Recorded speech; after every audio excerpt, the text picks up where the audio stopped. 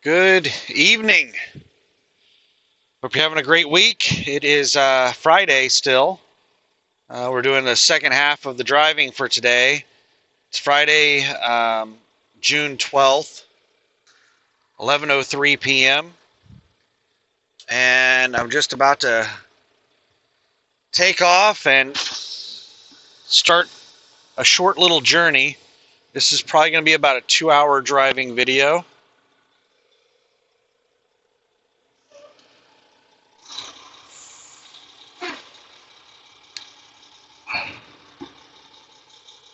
Because I am 726 miles away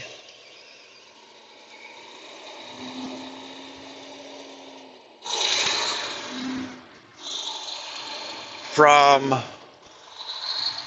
the place I need to be. So I need to do some miles right now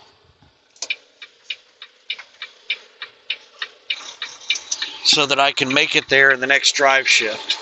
And I've sat here and thought about, go ahead and take my break, a 10-hour break. And I've run the numbers in my head, and I really need to drive at least 100 miles in this drive shift.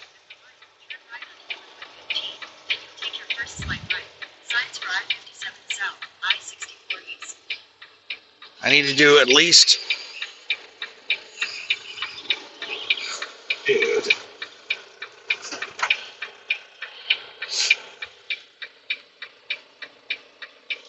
100 miles so that if I don't do that in this drive shift, then that means I have to take a second 10-hour break. And that's going to make it to where it's going to be... Science Drive 57 South, I-64 East.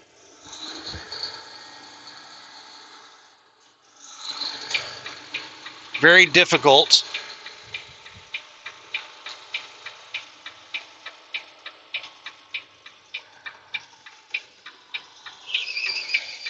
In a quarter mile, merge onto I-57 South, I-64 East. Full bunch of people parked on the shoulder here.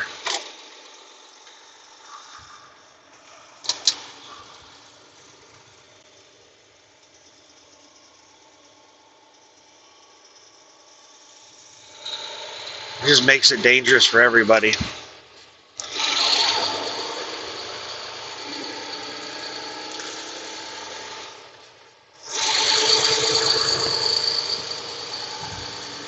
So I'll explain what's going on as I get on the interstate here. Bear with me.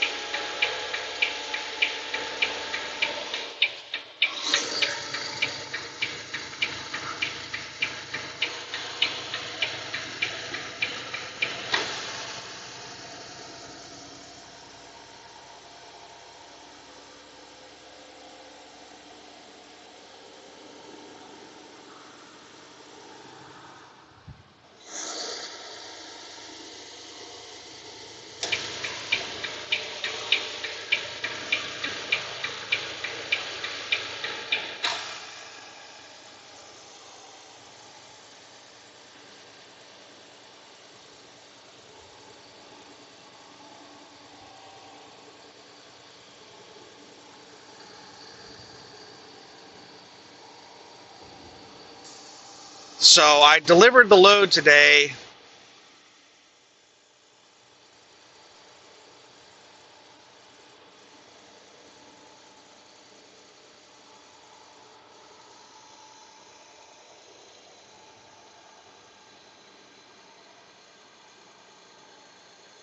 And here in Mount Vernon.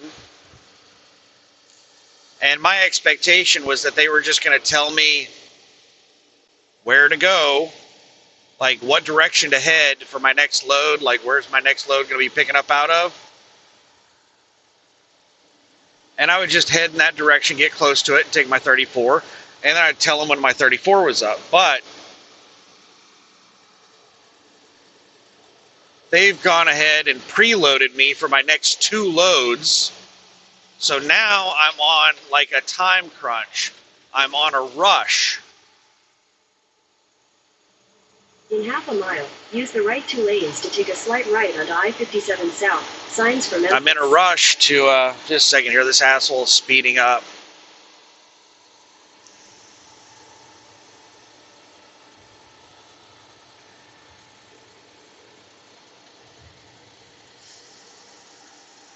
Take a slight right onto I-57 South. Signs for Memphis.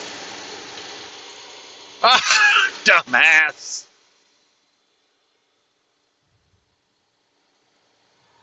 So that truck that was in the right lane that was speeding up, trying to keep me from passing them, almost missed their damn exit fucking with me. They needed to take that left lane exit.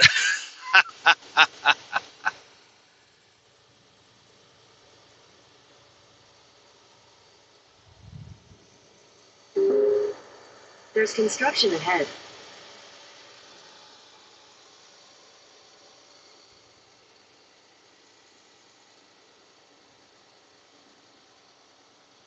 So anyway, they've got me picking up a load in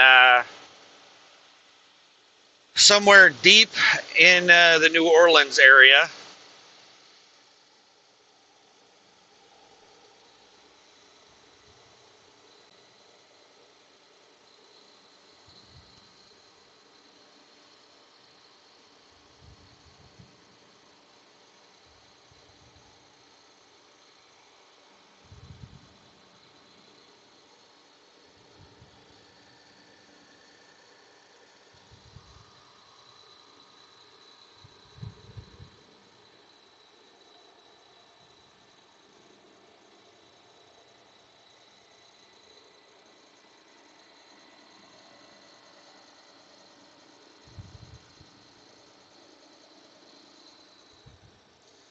I don't know why these four-wheelers are stacking in front of me in the left lane.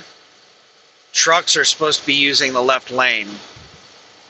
And all these four-wheelers have jumped over into the damn left lane.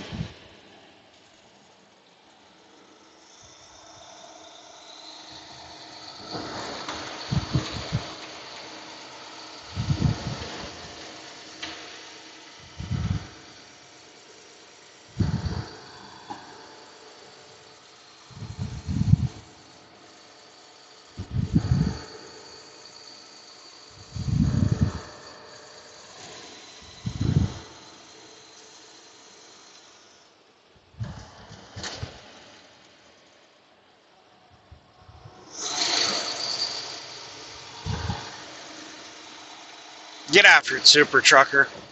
I'm about to do the same myself. I got somebody flying by me on the right. We're behind somebody that can't maintain speed. There's a truck up here that keeps bouncing speed.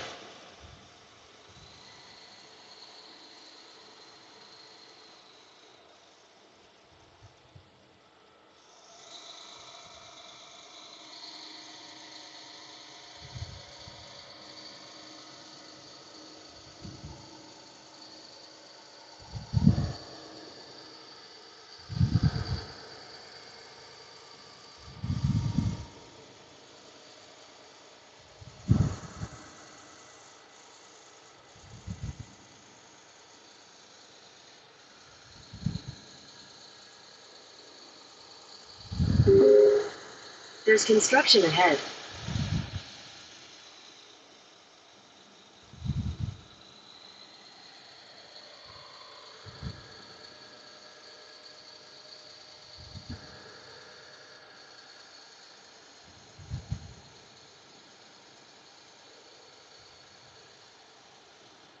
So yeah, I'm on a bit of a time crunch. I'm feeling rushed because they have me scheduled to pick up a load on Monday. That is 800 miles away. Well, 726 miles. So that's more than a one drive shift.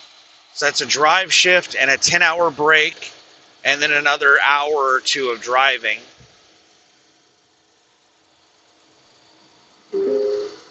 There's construction ahead.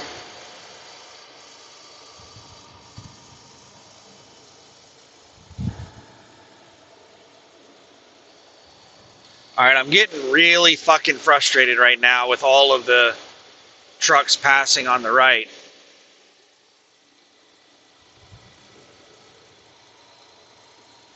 The speed limit is 55 and I'm doing 65 and we're getting passed by trucks doing 70 and 75.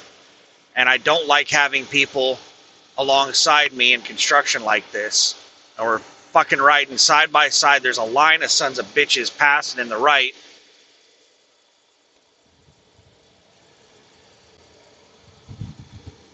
And I cannot stand having somebody beside me in this kind of construction.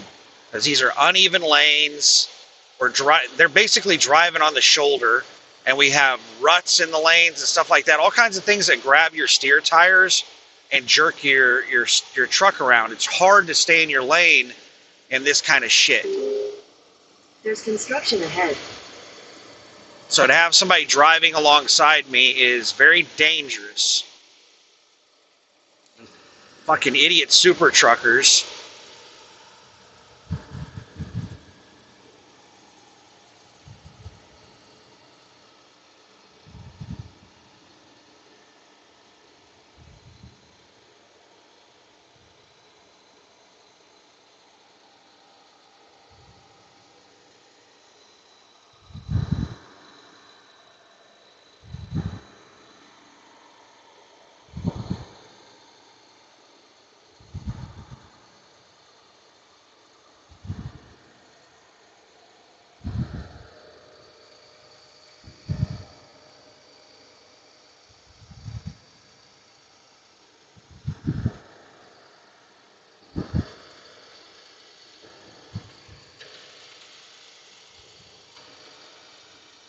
I knew this shit was going to happen. I should have just passed this truck up here in front of me because he can't maintain speed.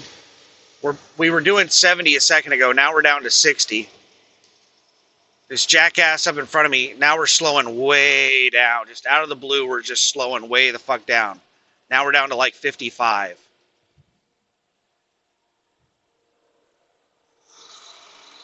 I knew I was going to get caught up in this shit back here with all these dumbasses driving side by side with me because of this truck up in front of me that can't maintain speed.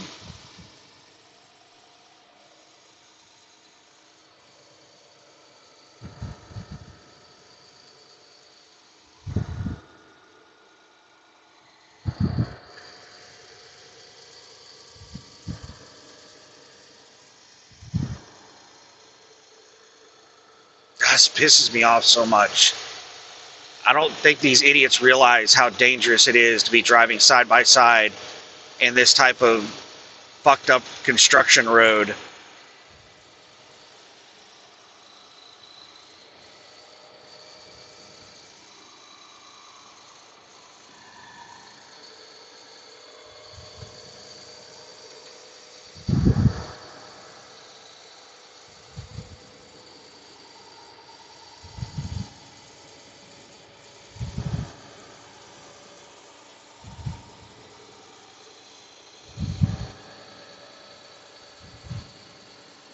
Oh, this dumbass is taking the exit. Thank goodness. Now I don't have him driving alongside me anymore.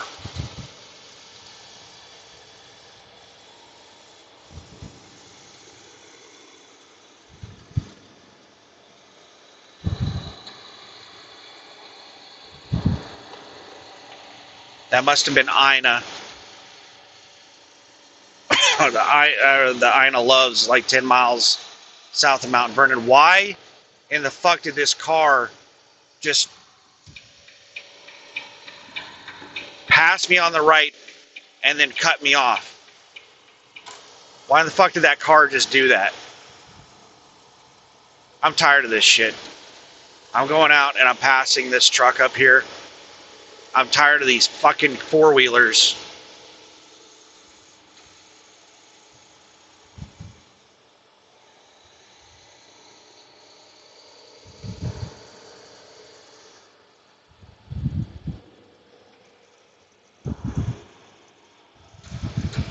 Left lane is closed up ahead.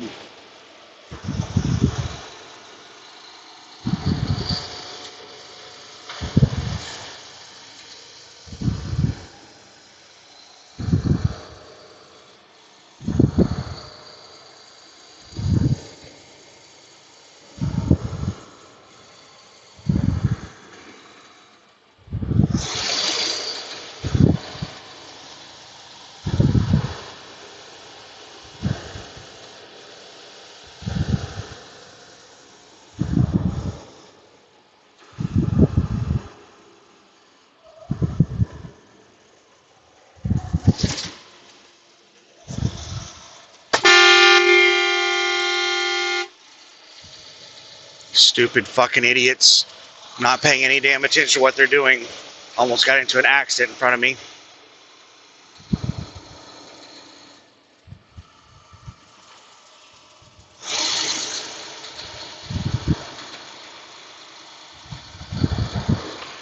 That's the reason I want to get around these dumbasses. These are some fucking retards.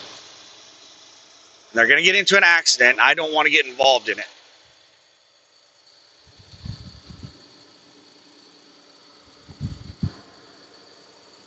That car didn't even realize that the lane ended, and they almost hit that pickup with the trailer.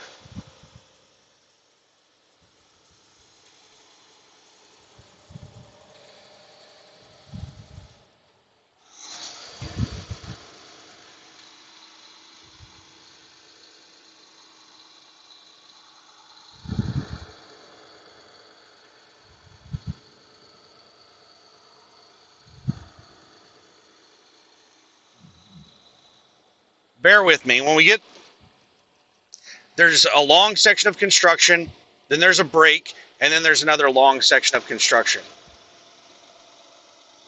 Once we get to the break, I'll try to, his four-wheeler almost hit the guardrail right there. I think we're dealing with an inebriated driver in front of me.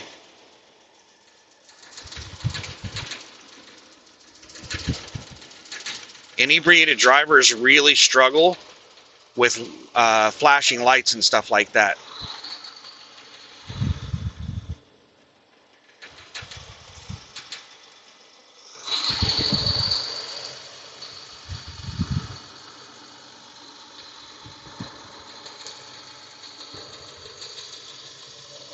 They're swerving all over the place, going through this area right here.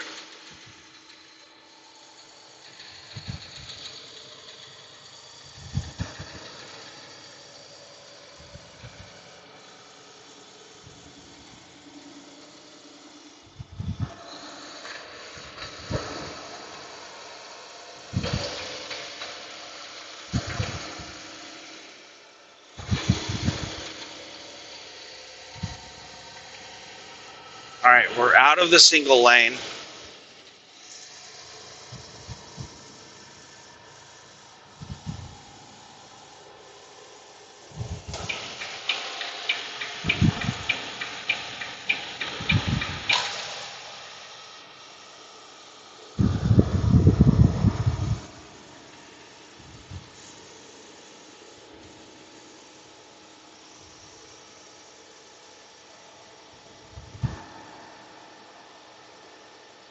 I think this is a convoy of used car people all traveling together.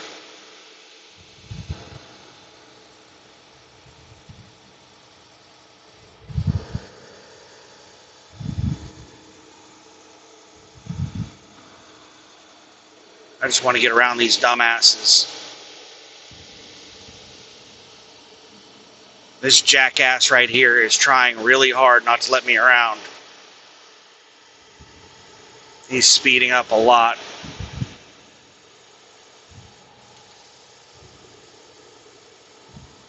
Get in your lane, dumbass.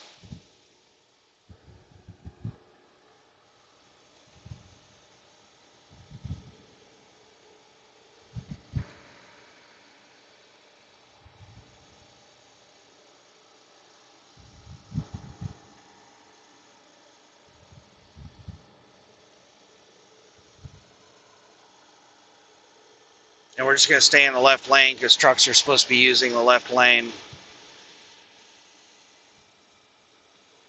Because the right lane is the shoulder. The right lane has a bunch of ruts in it and a rumble strip and all kinds of crap.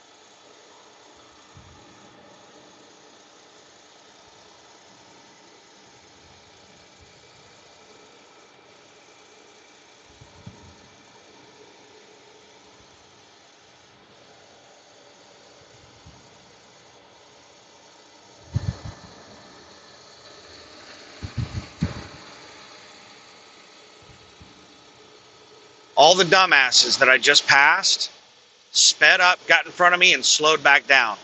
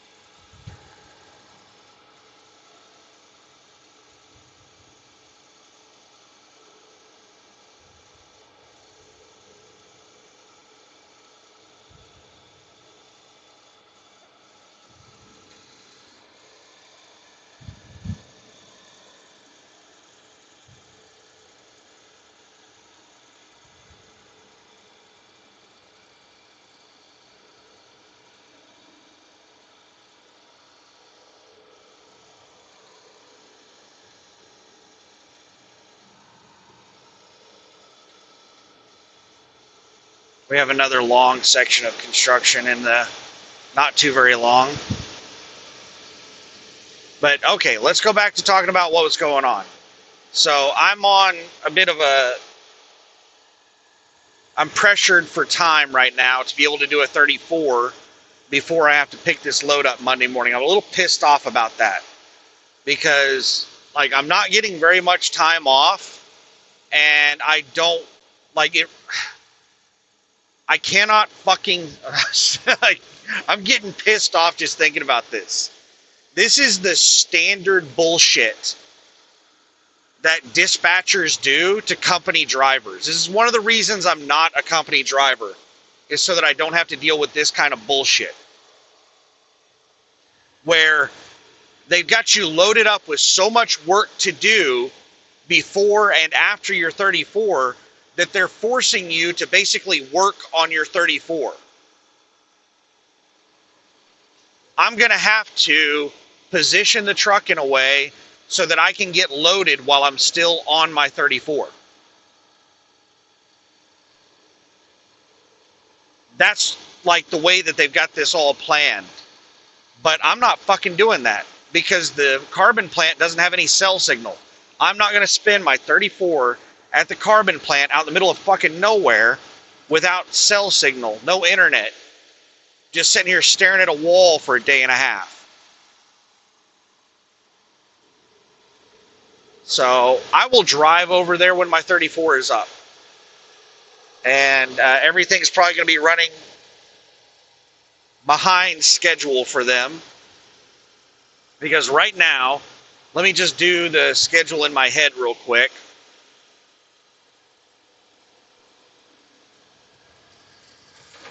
I'm 117 miles, so 2 hours away from my stopping point. So that's going to be 1:30 a.m. That means I can drive again at 11:30, and I'll need to do a full drive shift. So 11:30 p.m. is when I'll be shutting down.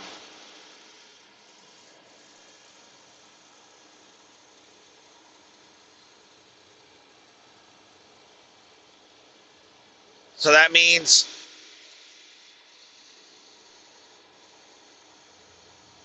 at around 9:30 in the morning on Monday, is when my 34 will be up. And I'll have to drive over to the carbon plant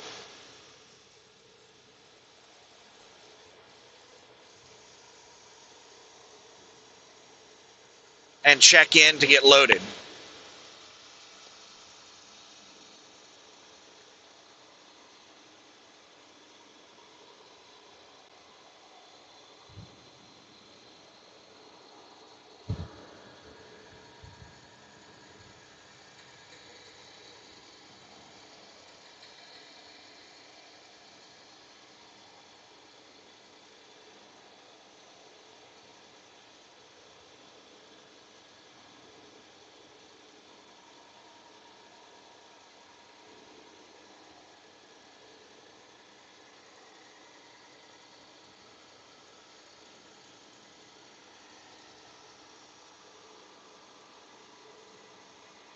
When you're out here like running hard, working like 90 plus hours a week, and then they try to screw you out of your one damn day off,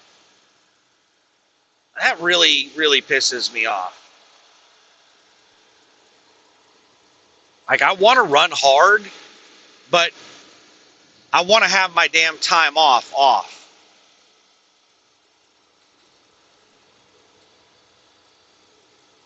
Like, when it's time to work, I want to work. But when it's not time to work, I don't want to work.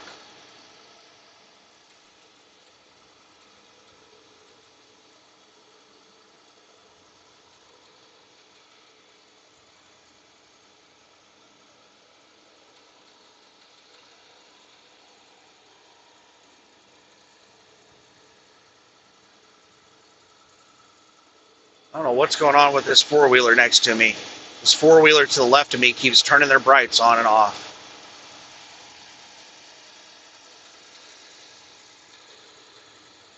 There's a constant flow of cars, dumbass. You don't need to use your brights.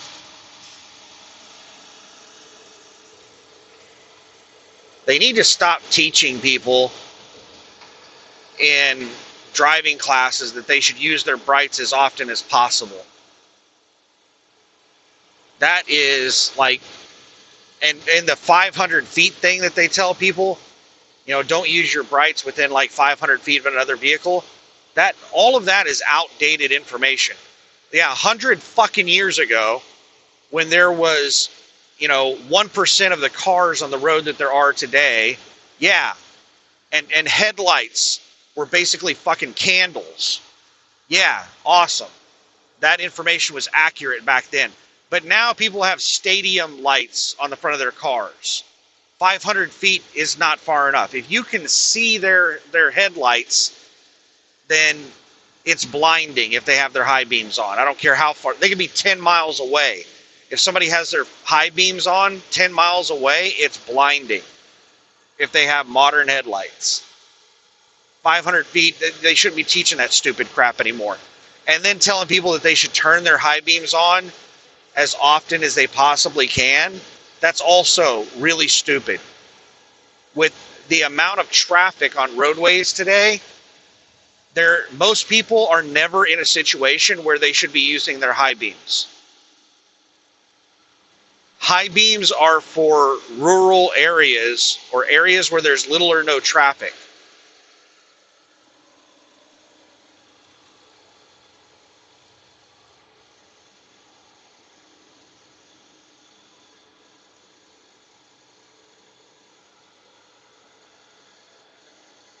And you got these people who live in cities their whole lives, and they have these high beams, and they feel inclined to use them. And they're never in a situation where they should be using high beams. Holy God, this jackass in the left lane just keeps putting their high beams on. And the car passing me has their high beams on.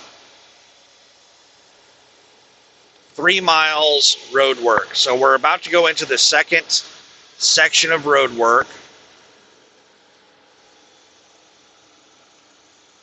And it's going to be another like 5 or 10 miles of road work.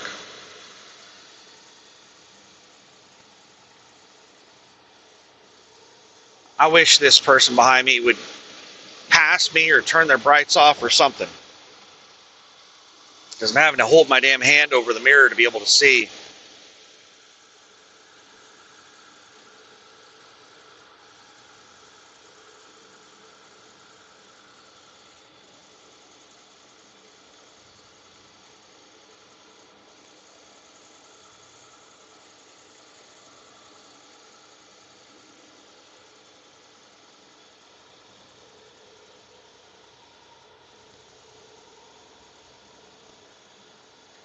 I'm a little fired up right now because I'm starting to get burnt out. I've been running really hard for about a month. And I don't like doing it. When I became an owner operator, I did it because I couldn't stand to run like a company driver. I never want to do that again. I never want to run, There's construction ahead. like 90 hours a week.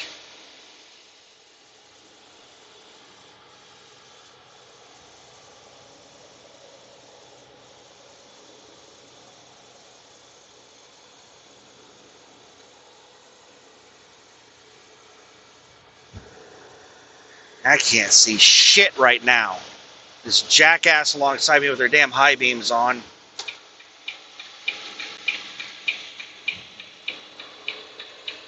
I'm just going to move over in front of them. I can't see anything with them alongside me.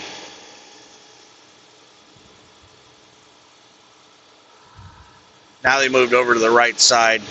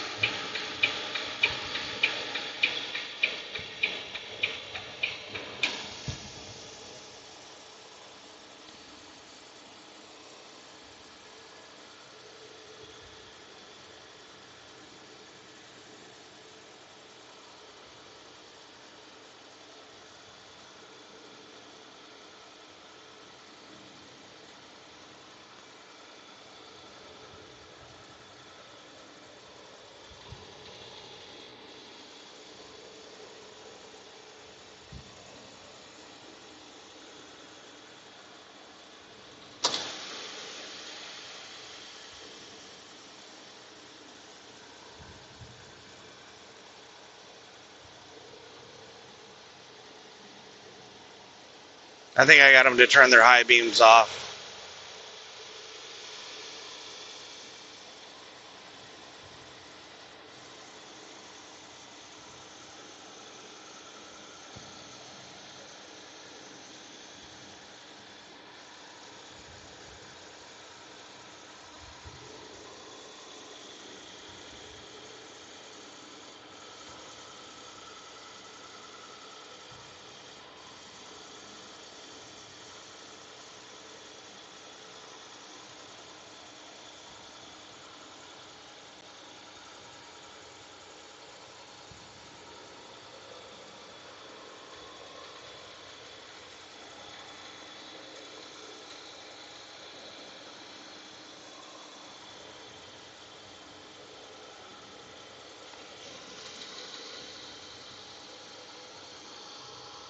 So, all right, let's go back to trip planning. So, yeah, it's 11:30 p.m. tomorrow night, 9:30. We already did the trip plan. 9:30 Monday morning is when my 34 will be up.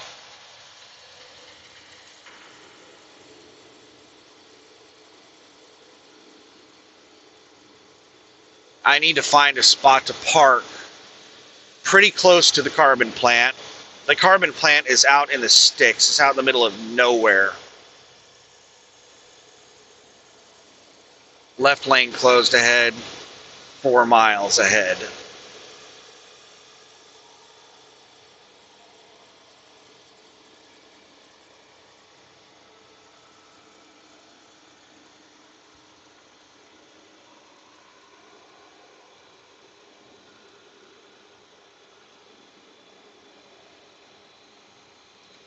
Marion next 2 exits. Great. Now I've got another asshole behind me with their high beams on. It's just constant.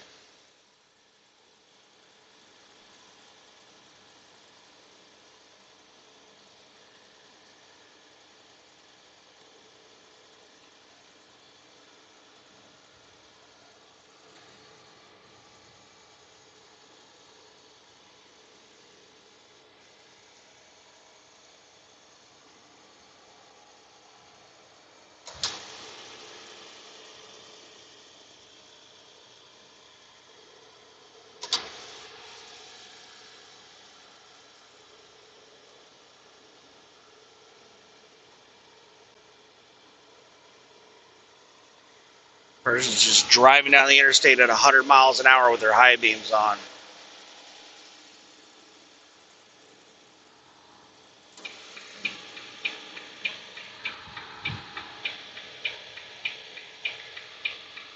So my stopping point where I'm planning on stopping at, I think is a Missouri Welcome Center. And it has a truck parking area with probably like 50 to 100 truck parking spots.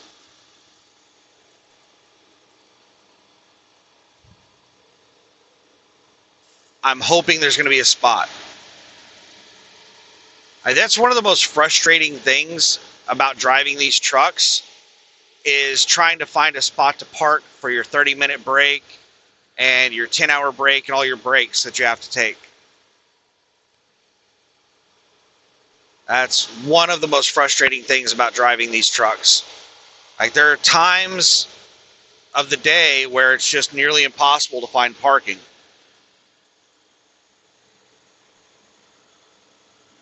That's one of the reasons I try to drive at night, and I try to end my drive shift somewhere around 8 a.m.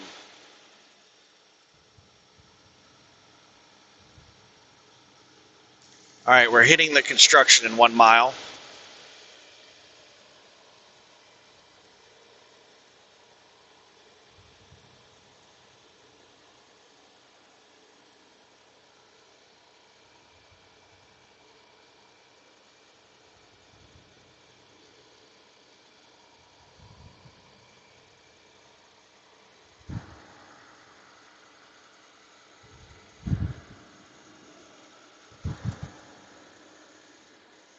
And there's going to be a sign for trucks to use the left lane in a minute. I got a four-wheeler going really slow in the right lane.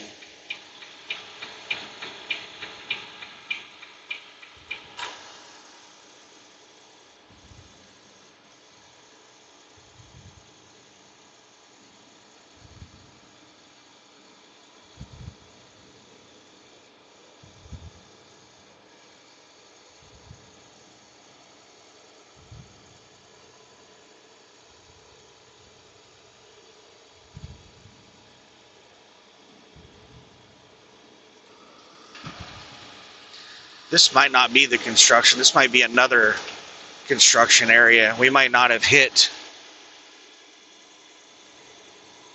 that main construction area yet.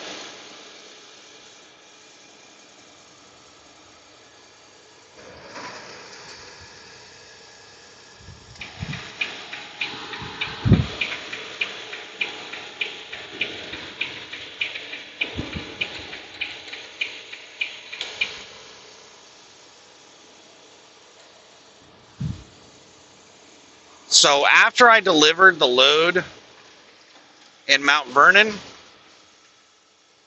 I drove over to the Pilot Flying J. Well, it's a Hux that has Pilot Flying J fuel pumps, and they also do Pilot Flying J showers. All trucks use left lane. Okay, so we're in the construction. I think this one is not as long as the last one.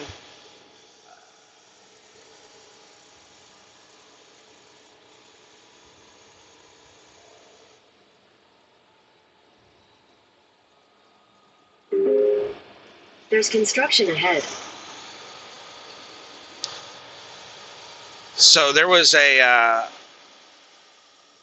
were several reasons why I parked at the Pilot Flying J instead of just leaving Mount Vernon, taking off, and just heading down here right after I delivered the load. Because I'm still on the same drive shift right now. I took like a 3 or 4 hour break. I got there at 7 p.m. I started driving at about 11, so I was there for about 4 hours. There were several reasons. One,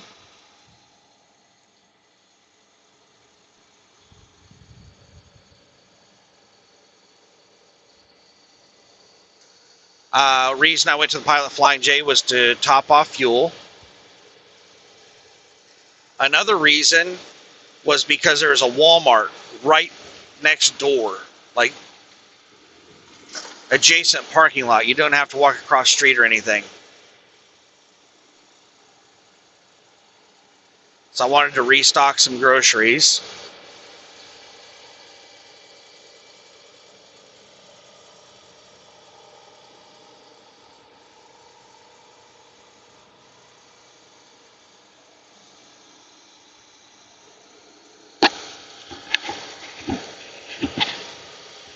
Another reason is I wanted to get a shower.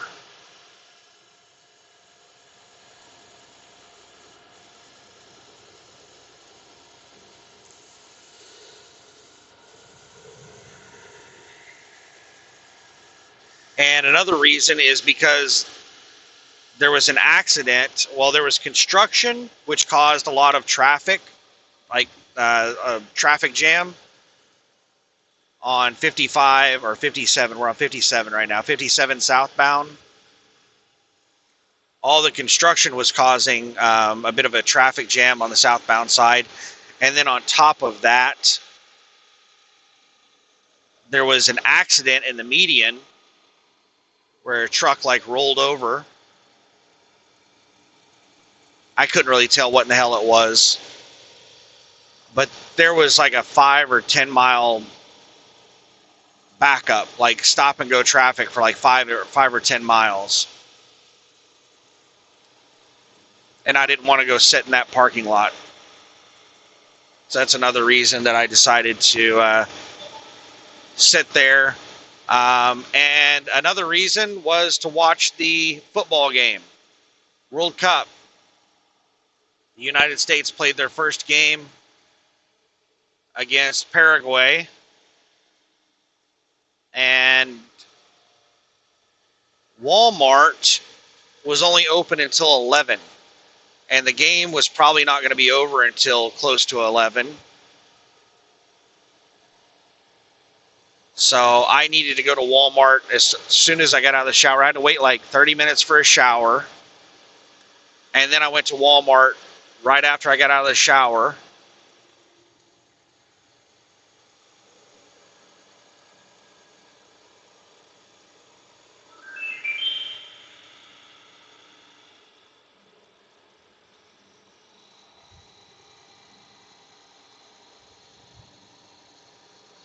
And by the time I got back to the truck and got my computer loaded up and the groceries put away, it was halftime.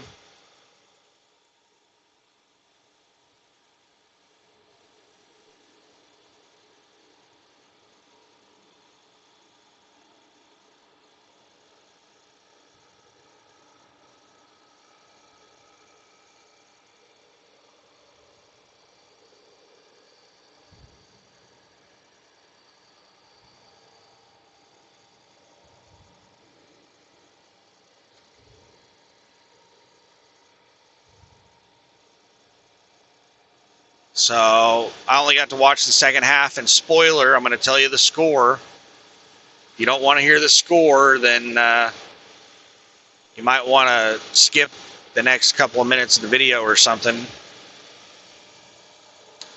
So it was 3-0 at halftime. USA was up 3-0 over Paraguay.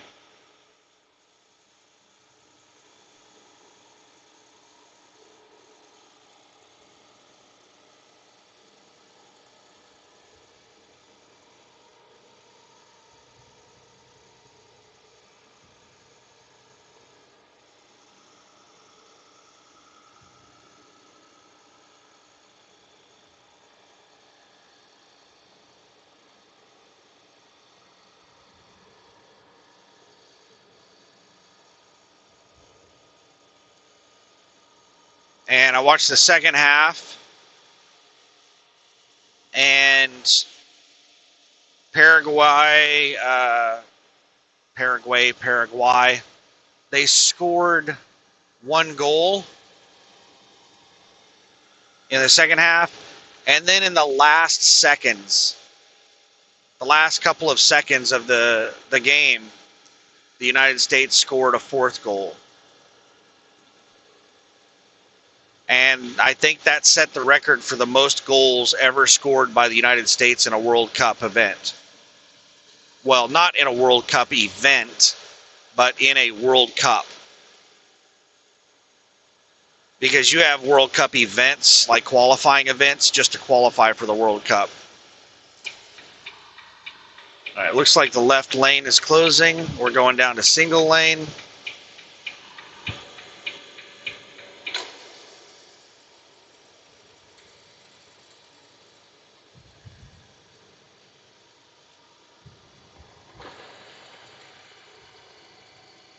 So now we're driving on the shoulder.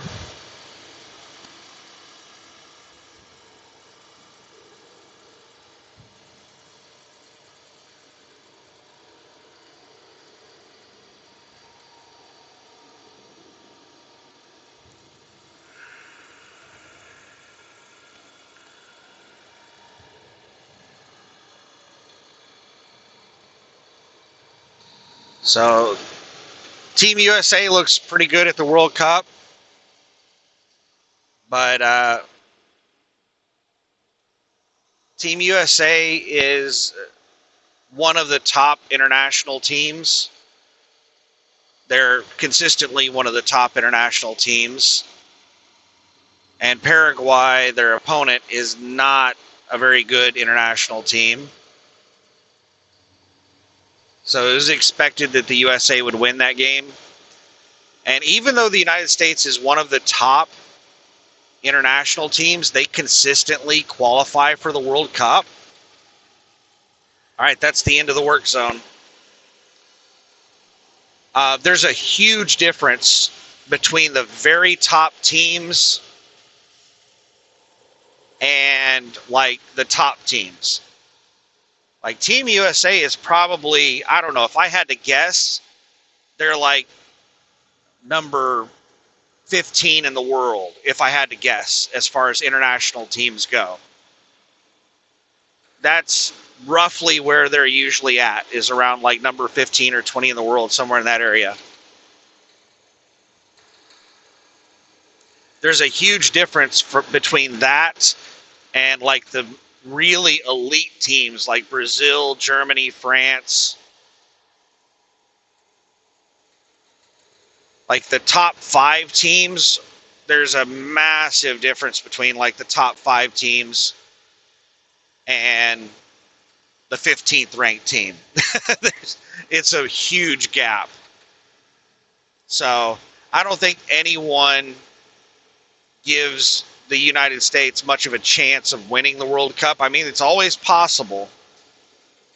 But some of these teams are just filled with like the best players in the world.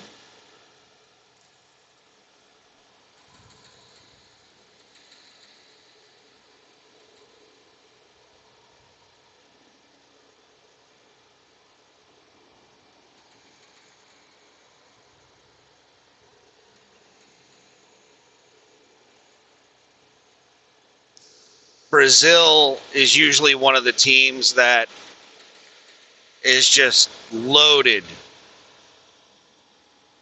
Like their entire roster is like an all-star team. It's like an international all-star team almost every year.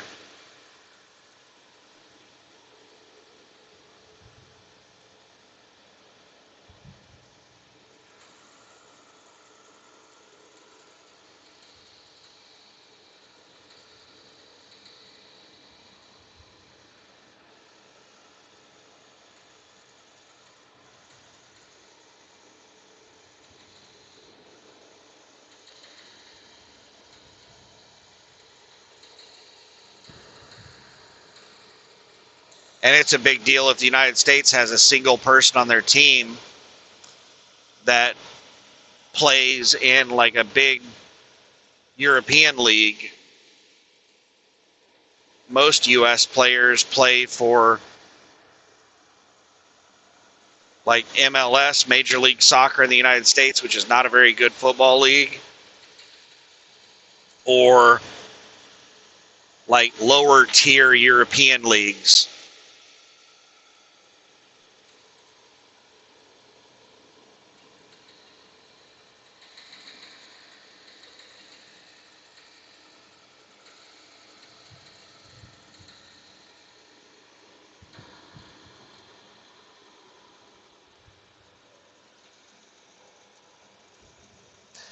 But what was really good was since we were kind of kicking the crap out of Paraguay,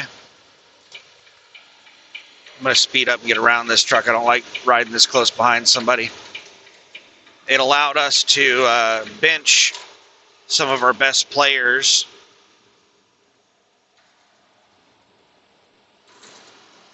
Like one of our best players, I think his name is Christian Pulisic or something like that. He got benched early. I didn't even watch him play. I think there was an injury scare, so they pulled him out of the game. I mean, we were already beating them pretty bad, and they just didn't want to risk the injury. So that is a really big advantage, to get a huge lead against another team and then be able to pull out your star players and let them rest.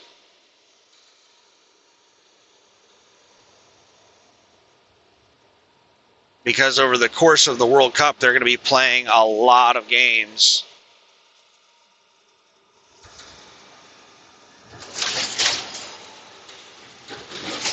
So rest is going to be a pretty big deal.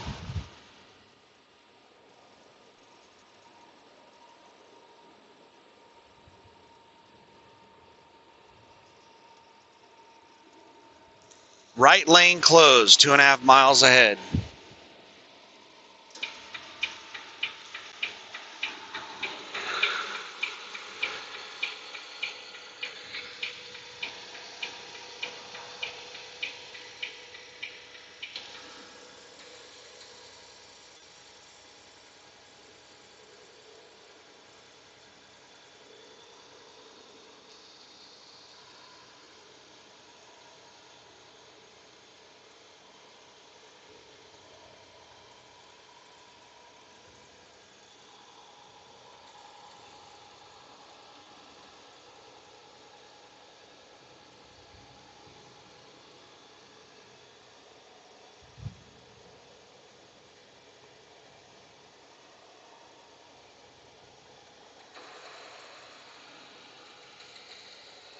I like these series of trailers that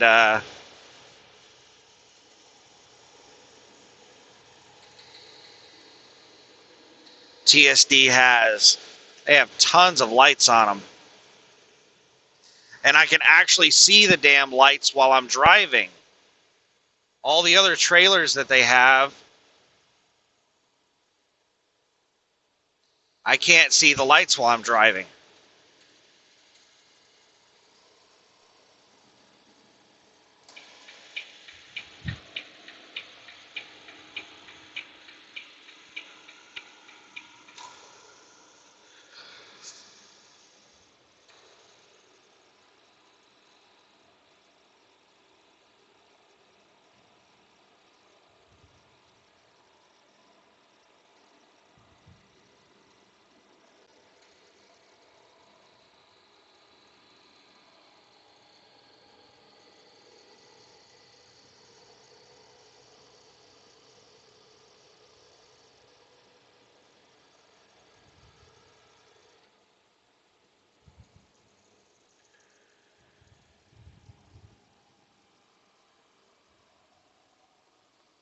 All right, the vehicles in front of me are slowing way down. I hope it's just this bridge work. That's it. Work zone's over.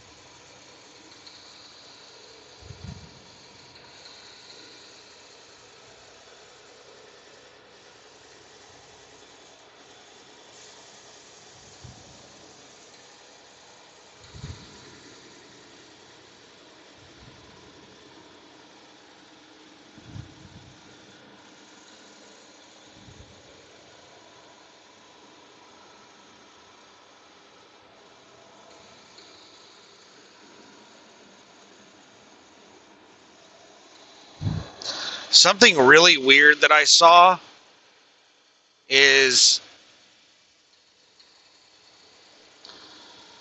the front tires are not turning on this trailer. They're raised ever so slightly off the ground. I think that this trailer has suspension that whenever it's empty,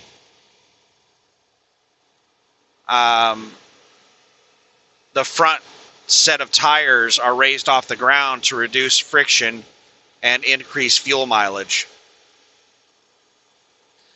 I know that there are trucks that do that. I don't know if there's any more that do them.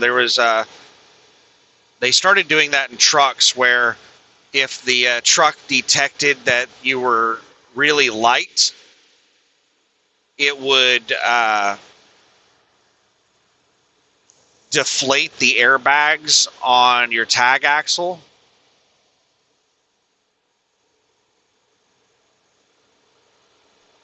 So that there was hardly any weight on your tag axle to reduce friction to increase fuel mileage.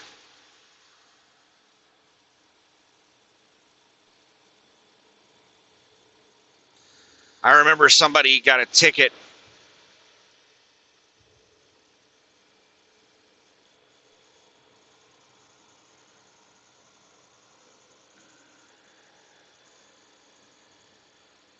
and they were talking about it on some trucker forum that they tried explaining to the DOT officer that that's how that truck was designed. And he even showed them that if he turned the truck off and then back on, it would inflate all the airbags. And then it would detect that it had very little weight. And then it would deflate the rear airbags, the tag axle airbags. So he showed him that the airbags worked. It was just the system was deflating those airbags for fuel mileage because that axle wasn't needed for weight. And the DOT officer, like most law enforcement people, was just arrogant and stubborn. And I think he actually had to go to court and fight it.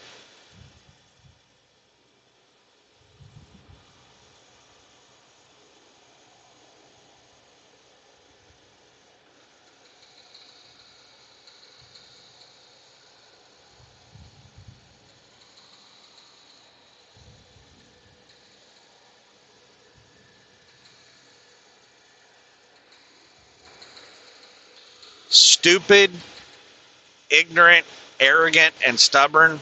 It's a really bad combination. You give somebody authority over others and they have those character traits, that's a recipe for disaster. And there are some really awesome law enforcement people out there, but unfortunately, the type of people that are attracted to law enforcement, the vast majority of people who apply for law enforcement have those character traits.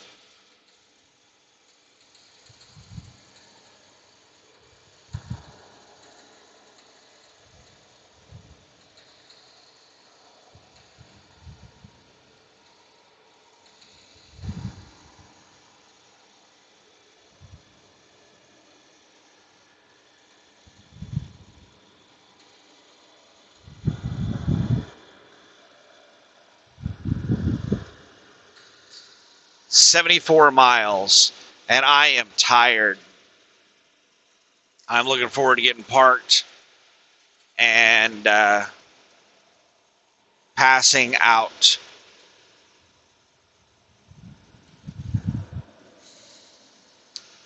Because I was in a rush to take that shower, so I was taking a shower really quick, and because of my size, taking a shower is quite the workout. And there's no ventilation in these damn showers, and I like to take hot showers. So it's like a sauna in the shower. It's like 100 50 degrees inside that tiny little room and like 1,000% humidity. And I'm just in there sweating like crazy, doing a workout in a sauna. And then I finally get out of the shower room and I'm just sweating like crazy. I drop my stuff in the my shower bag in the truck and I go straight to Walmart. And Walmart is hot inside the store. It's like 75 degrees inside the store.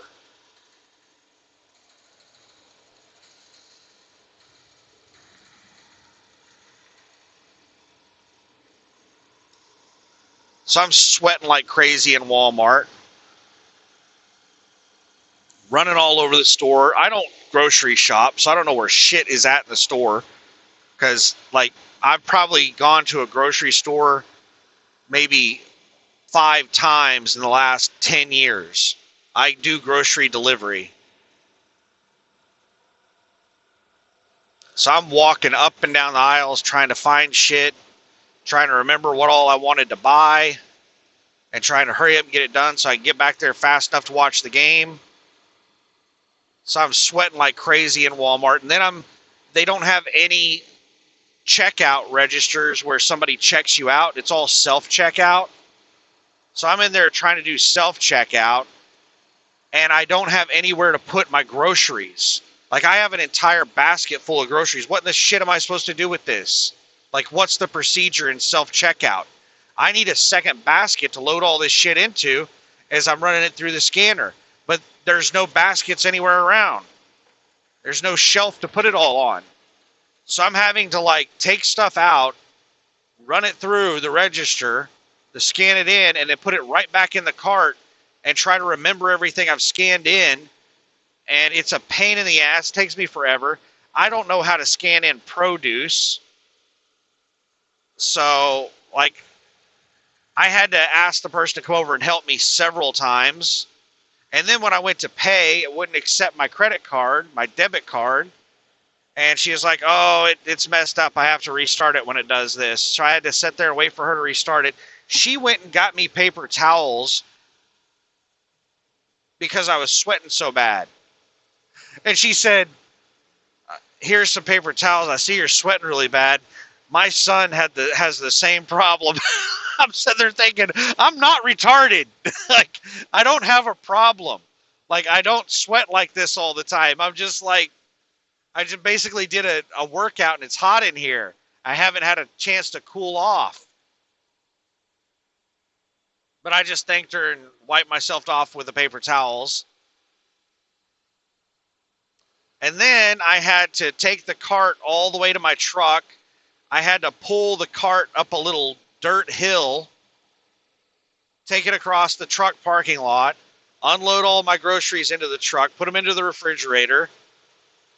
And then I had to take the cart all the way back to Walmart. So yeah, by the time I got into the truck, I was sweating like crazy. I was like so thirsty. I ended up drinking like half of a gallon of milk. Left lane closed 3 miles ahead.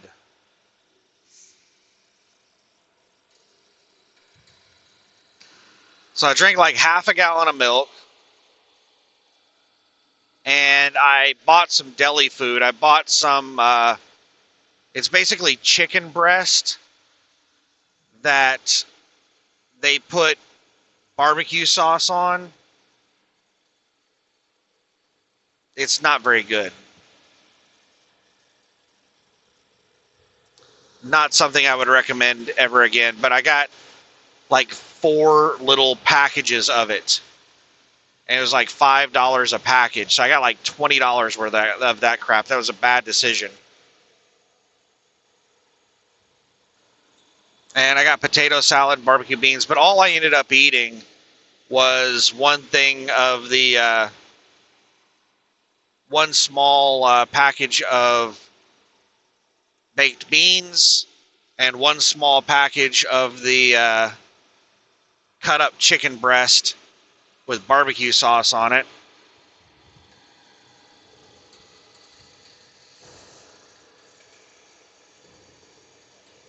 chicken breast is like the worst meat on the chicken. It's just dry white meat.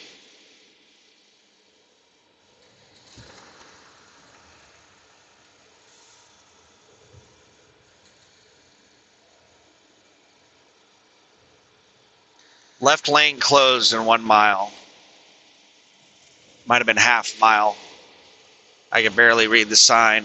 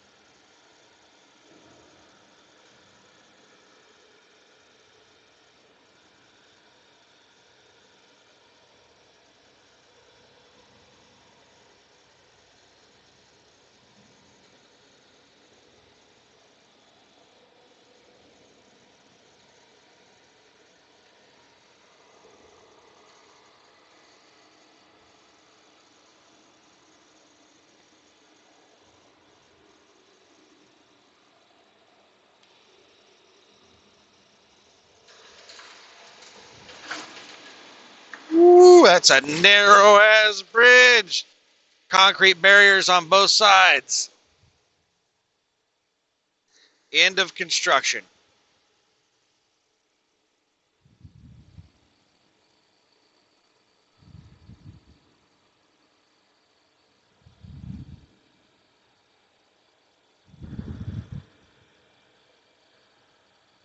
All right, what's going on? I got some kind of fogging on the window.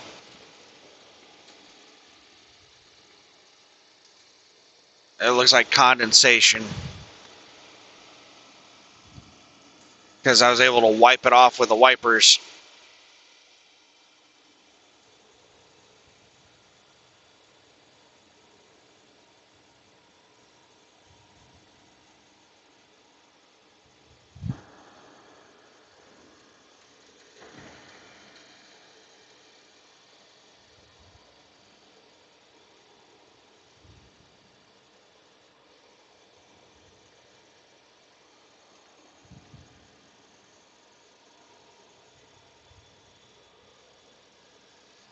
All right, now I got shit smeared all over the place. Let's use some windshield washer fluid. And I'm thinking about that just made it worse. I'm thinking about filling up my windshield washer fluid with soapy water.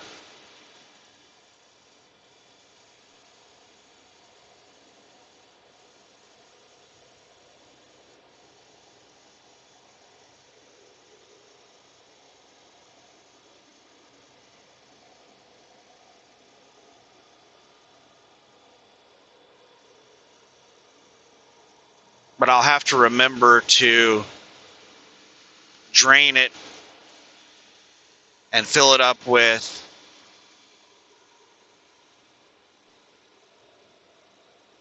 something that won't freeze in the winter.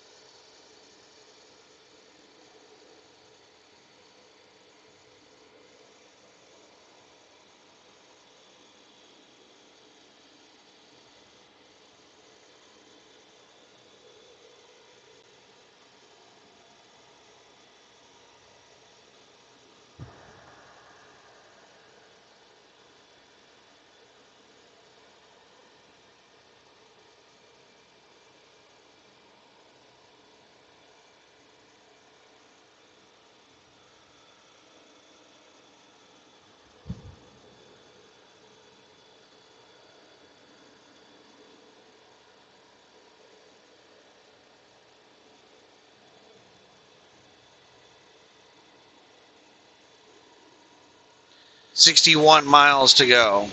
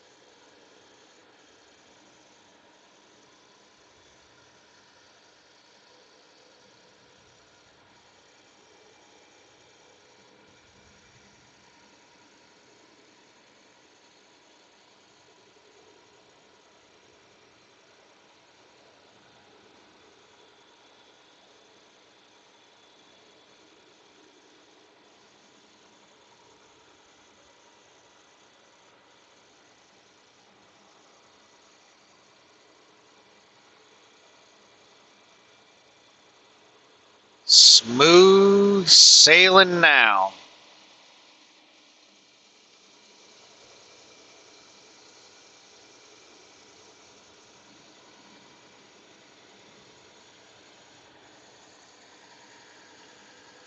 So one thing I'm a bit excited about, I'm not happy about going to South Carolina, but I'm picking up a preloaded trailer from their transload facility, which I don't like going to in Texarkana. It's in like a residential area, but they always load light in that place. The trailers are always really light.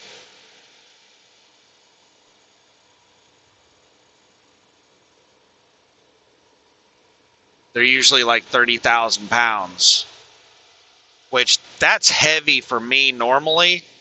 But on this dedicated account, I'm always hauling around 44,000 pounds. So 14,000 pounds lighter, that's a big difference.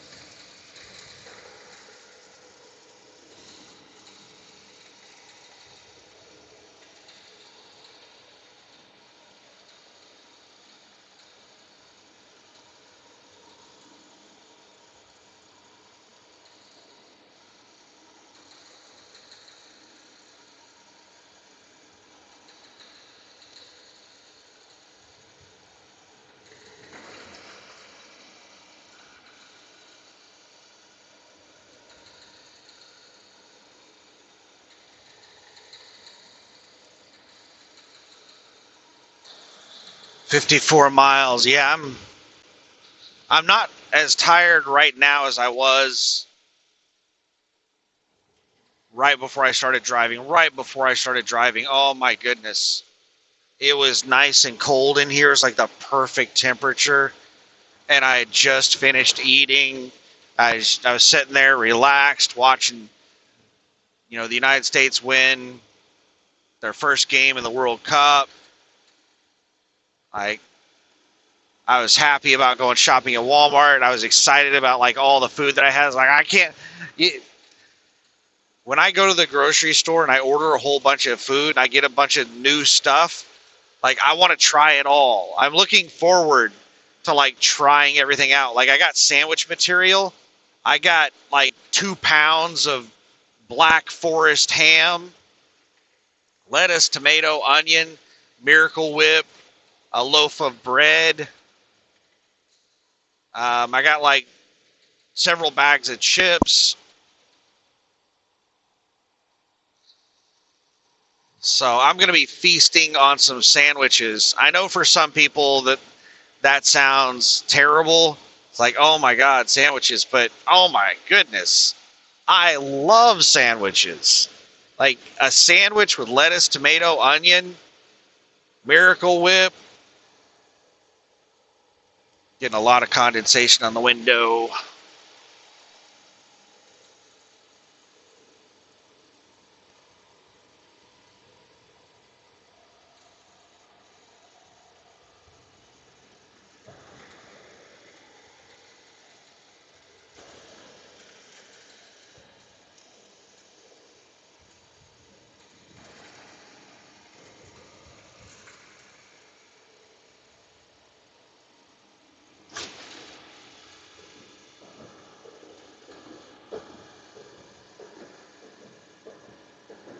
With some chips.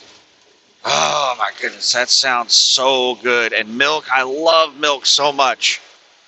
Whenever I run out of milk, it really bums me out because I drink a lot of milk.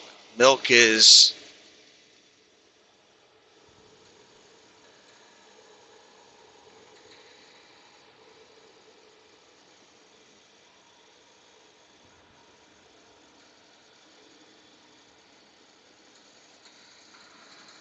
like, is it the road surface or is there something with my truck? The truck in front of me keeps bouncing around. So I think it's the road surface.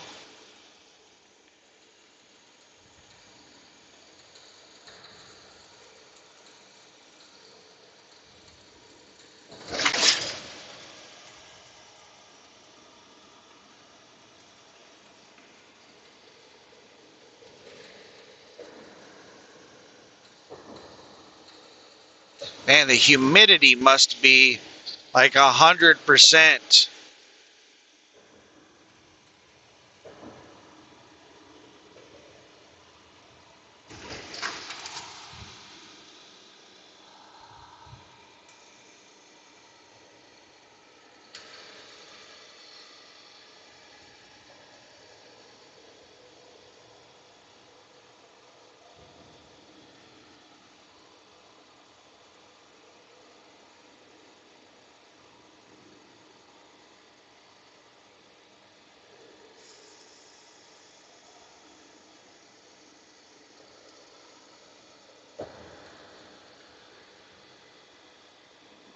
It's not even that cold inside the truck. 68 degrees.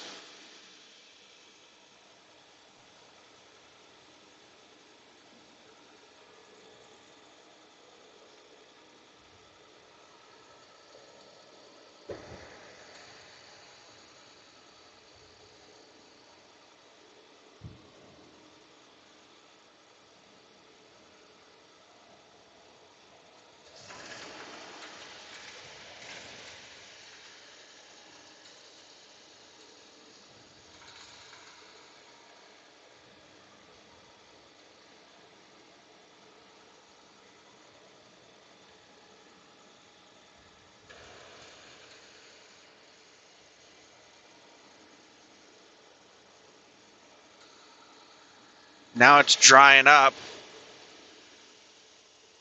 I think we just went through like a patch of fog or something. I don't know what. Some really humid air. All right, I'm going to speed up.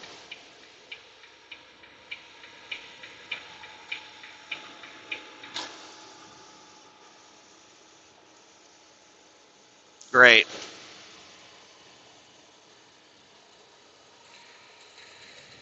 Right when I go to pass, the window fogs up really bad.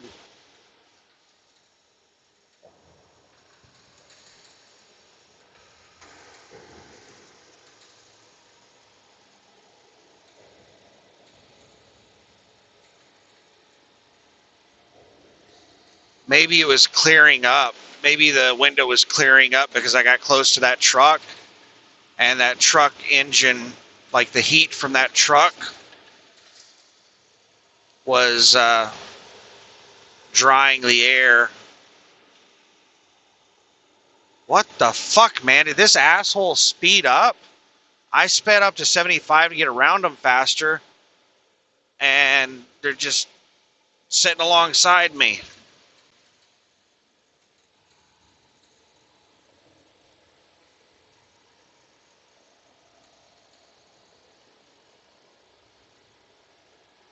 I don't know why people do that. All right, we're crossing a bridge. I think we might be crossing into Missouri. I found a faster route, the I-57 South and I-55 South, which saves 6 minutes. If you prefer to stay on the current route, tap no thanks.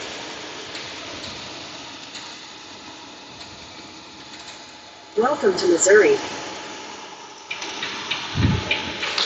Welcome to Missouri.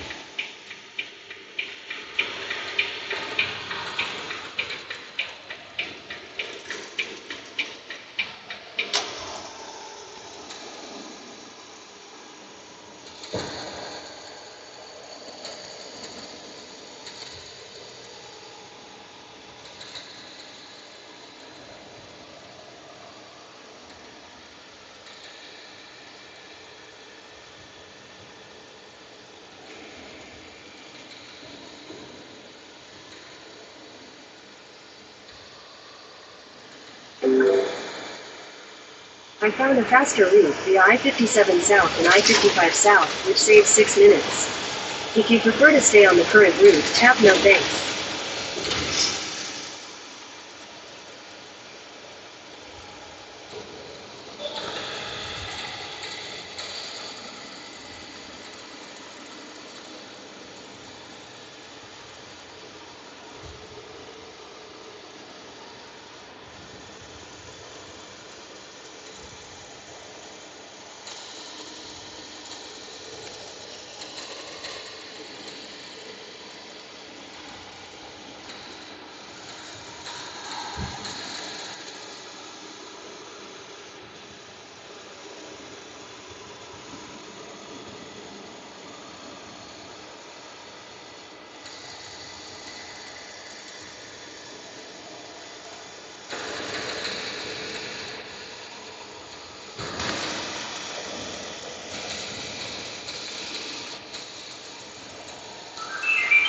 Got the bypass.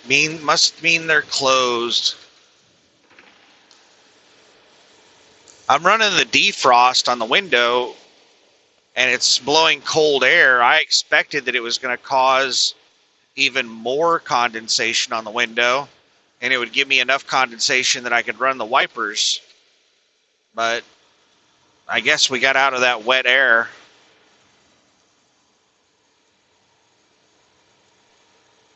Because now it seems to have dried up. Way station closed.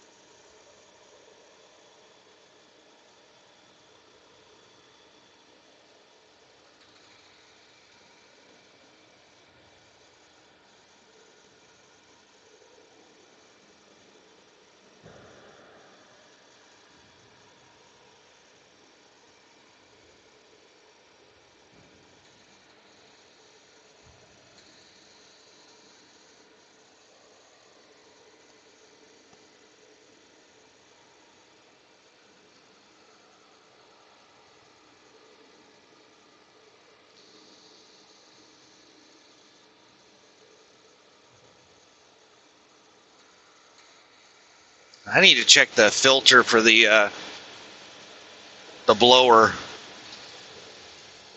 I just had that thing replaced. Well, I guess it's been like a year since it's been replaced, but there's not a whole lot of air coming through the vents.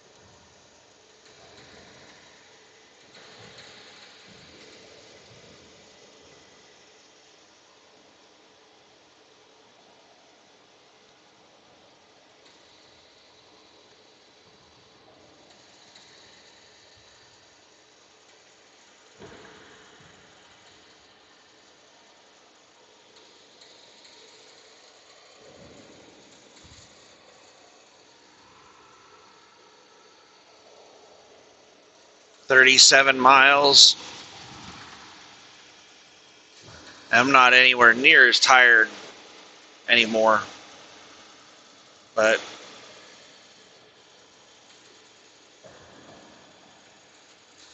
doing 141 miles, knocking that off 726. That's 126 puts me down to 600 plus 15, so 585 miles. I'll have 585 miles left, and I'm not going to drive that entire distance because I'm not going to drive all the way to the carbon plant. I'm going to find somewhere to park near the carbon plant.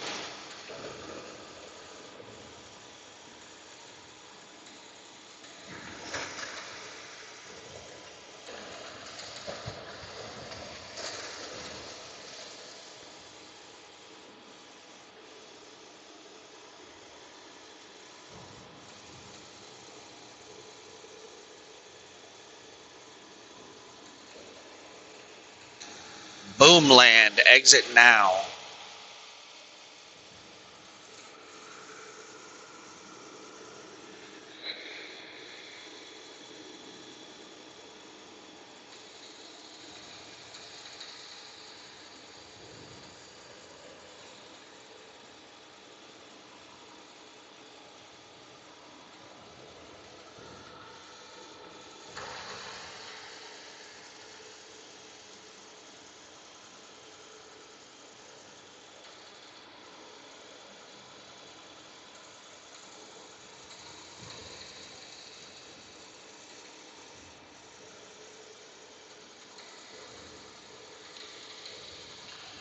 What the hell is that in the median? Oh, I think that's a cop. Some car sitting in the median.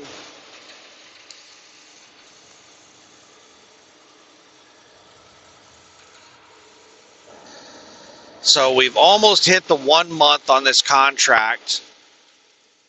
And I was told when the contract started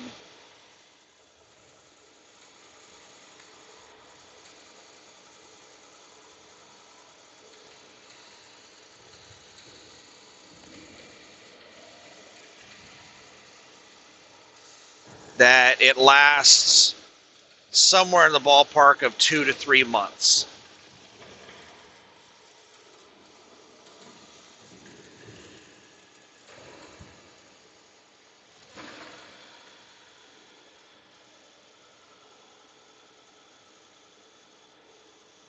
All right, we're starting to hit fog. We've hit a couple of patches of light fog up to this point, but they haven't lasted very long. Now we're hitting some heavy fog that's lasting a little bit.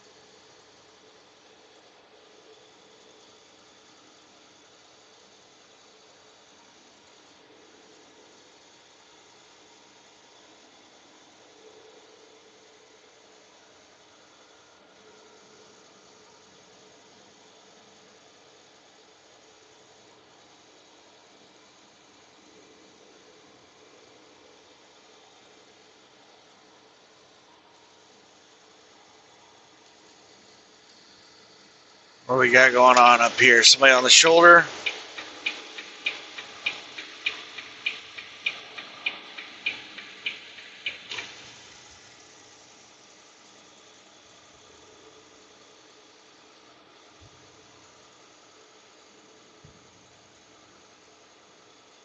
Damn it. That person just like started driving in the roadway as I was driving by them.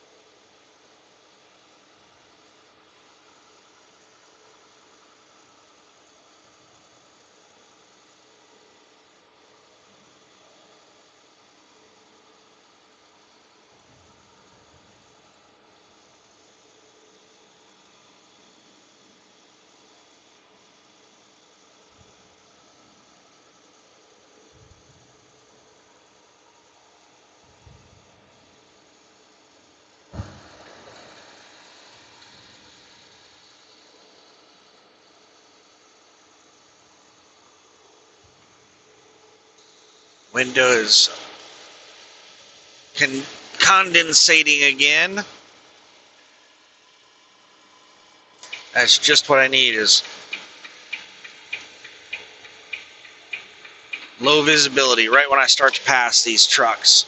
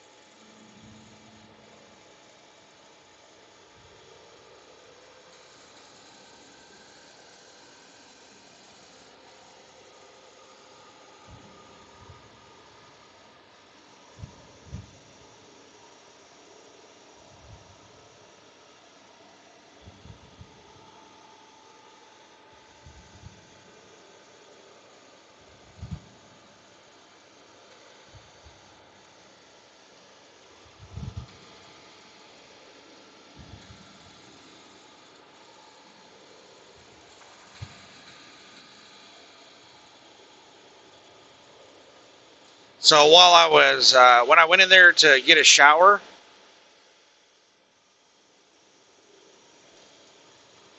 I was walking up to the building. Great. This front truck I'm passing has a light out of alignment. It's like a fucking high beam pointed straight up in the air. Luckily, it's their right light.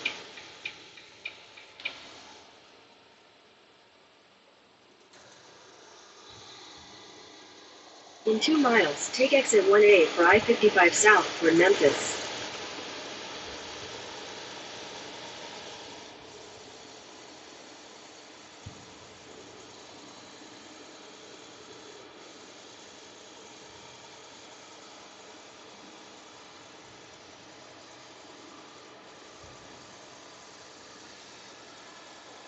So I was walking up to the building and it said Hux. And I was like, holy crap. That's the reason that the Pump Smart app for Pilot Flying J wasn't working. And also the shower app wasn't working. Everything was telling me I needed to go to a Pilot Flying J location.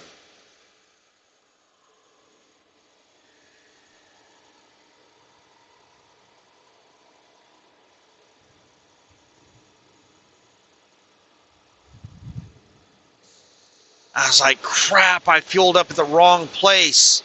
I just paid like $1 extra for per gallon of gas. In half a mile, take exit 1A for I-55 South toward Memphis.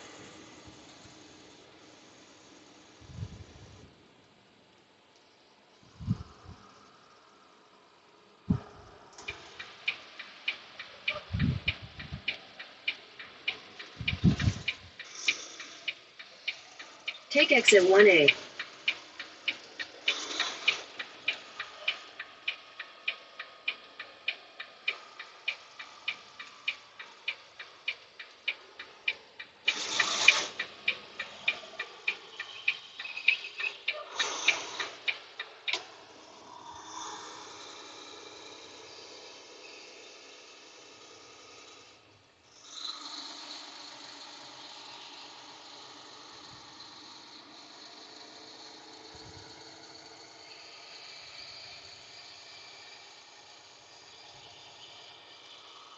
So I stopped outside the front door and I started checking the map on my phone and checking the address, and everything was saying that this was a Pilot Flying J.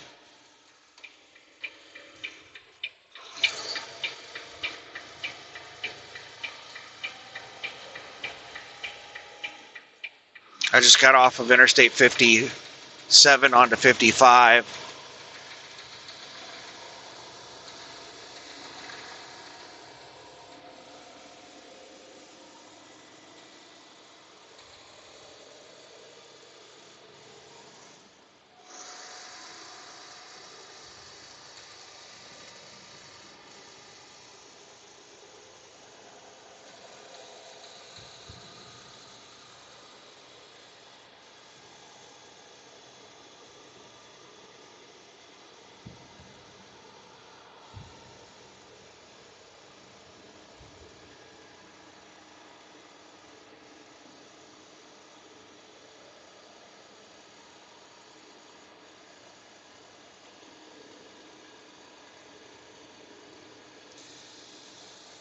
And just as I was confirming that, like, this was a Pilot Flying J, I was looking around and I saw that the fuel island had a Flying J logo on it. So I was like, okay, this is just like a franchisee. This is a Hux convenience store that is a Pilot Flying J franchise. Okay, that's the reason none of this shit's working. But there were two guys walking in, and as they were walking in, I was like, I thought I was at a Pilot Flying J, and then I saw the Hux sign, and it freaked me out. I was like, man, did I fuel up at the wrong place? And the first guy just looked at me really weird. He looked Eastern European. I don't think he spoke a word of English. And he just looked really confused, and he just shook his head yes and walked by me. The other guy looked Mexican, fat Mexican guy, young kid.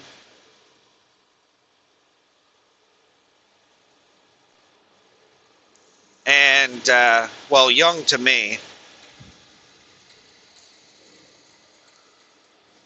And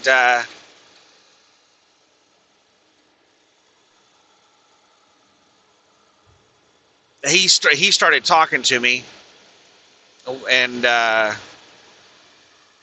we ended up walking in together. He had his shower bag as well, and we walked up to the register.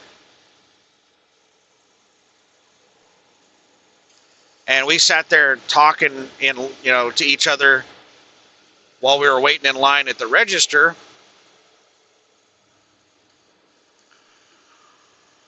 And then when the register opened up, I told her, I asked her, what was the shower line like?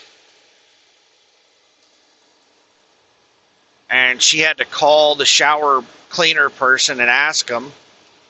And she was like, he's going to have 2 cleaned here real quick in a couple of minutes. She's like, team shower? She assumed that the 2 of us were a team because we were standing there talking together. And I looked at him like, save you a shower credit. and, and the woman saw the 2 of us looking at each other, and she was she said, you get different showers. You don't have to use the same shower. You just get 2 showers for 1 credit.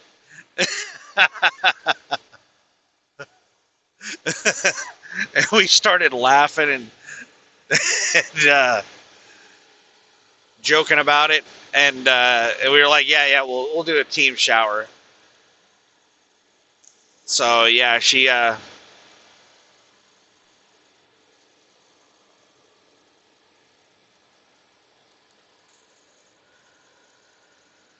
gave us both little cards. Well, she told us to go sit in the waiting room, and she would come over there and let us know whenever a shower was available.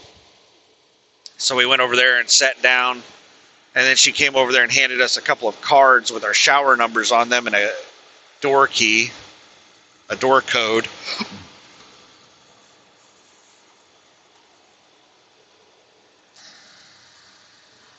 But we sat there chatting for like 30 minutes. Really nice guy. He was a car hauler. I think he was on his way to Kansas City, or he just came from Kansas City, and then he was headed to Wichita. I don't know. Kansas City, Wichita, Nashville, I think Memphis. He'd been driving all over the place. I think he was headed to Wichita.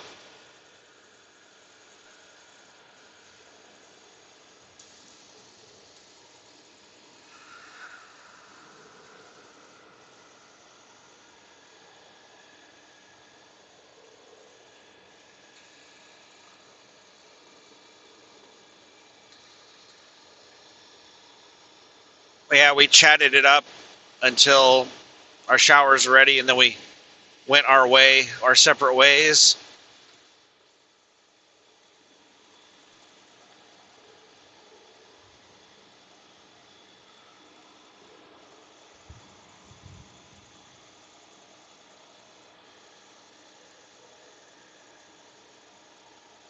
Feels so good to get a shower because, man, I was stank.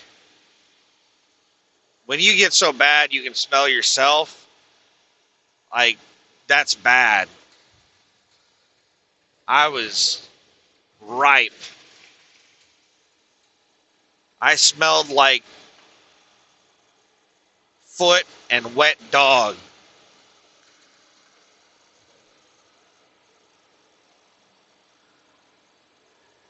It was nasty.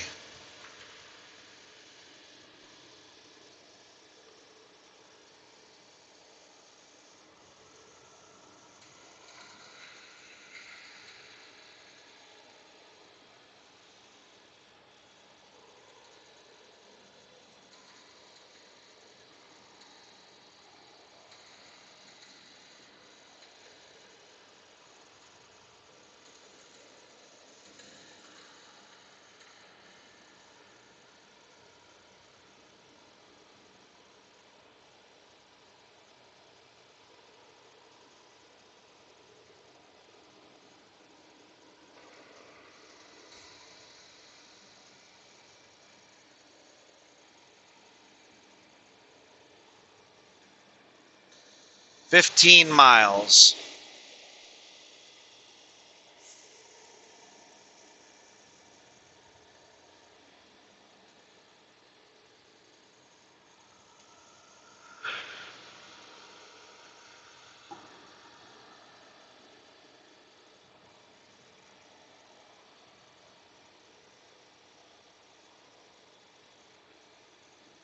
That car has been out in the left lane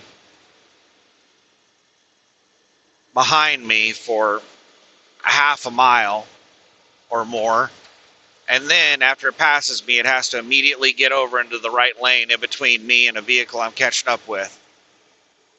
I do not understand people.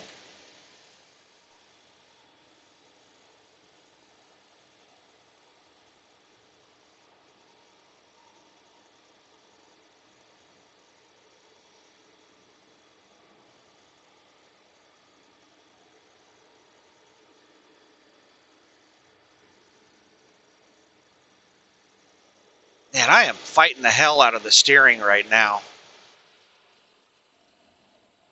I don't know what's going on.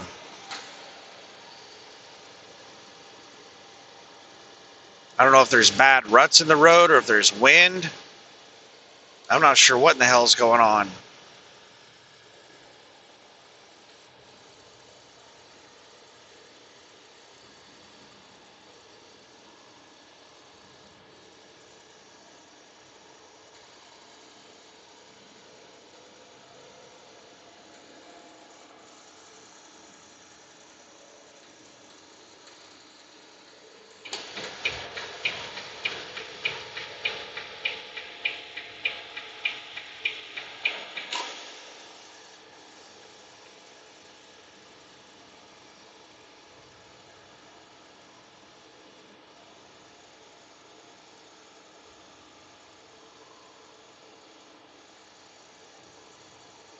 Now it's not so bad.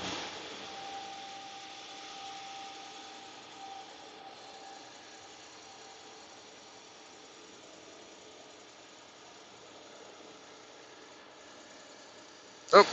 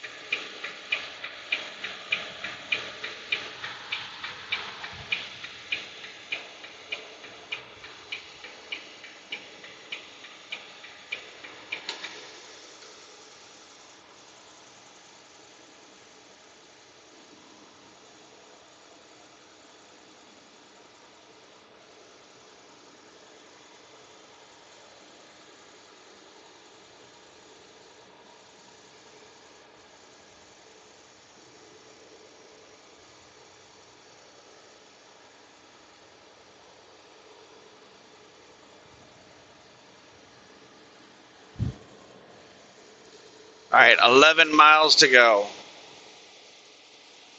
Please be a parking spot.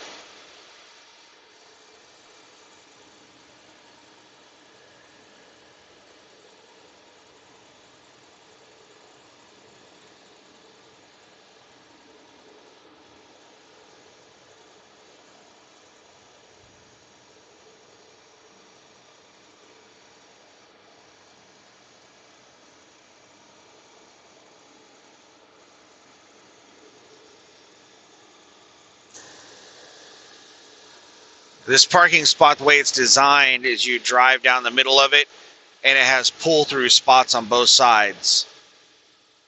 I have been in parking lots like that in rest areas where whoever the idiot was that designed it, they did not give you enough room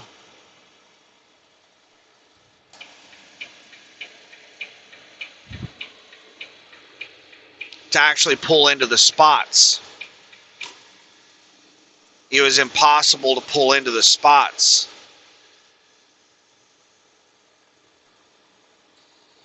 Like, I remember getting to a truck stop in the middle of the night. There was like one spot open, but you couldn't get into it.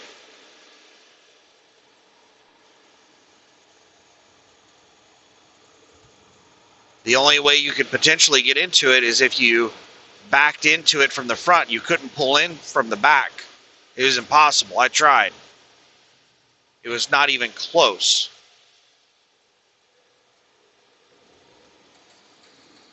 And I didn't want to try to get to it from the front. Actually, I couldn't get to it from the front because there were people parked in the roadway. The roadway to pull around to the front, there were just people parked in that roadway. So I just had to give up, move on, go somewhere else.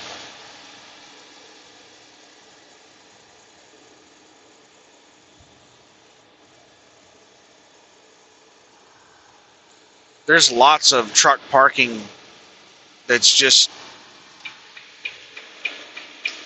not designed properly.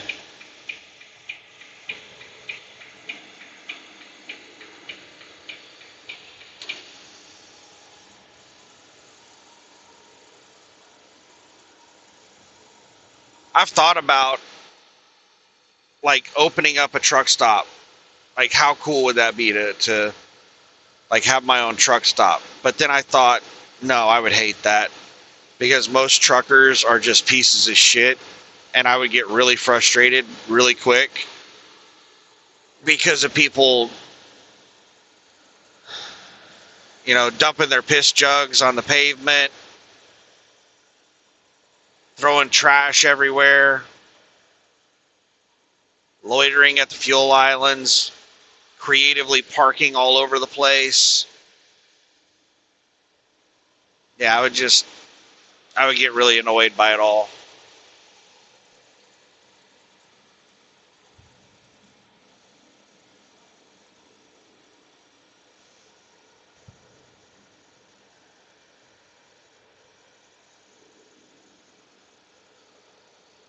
I was thinking, how cool would it be to open up a truck stop that was competitive with, like, that had like a miniature grocery store in it?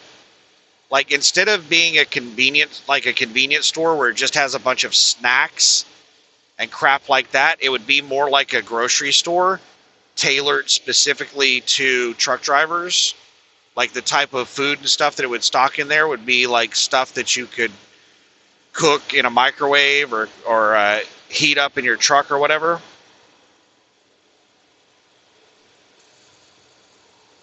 You know, a grocery store, like a miniature Walmart that was just focused on truck drivers, that had competitive prices.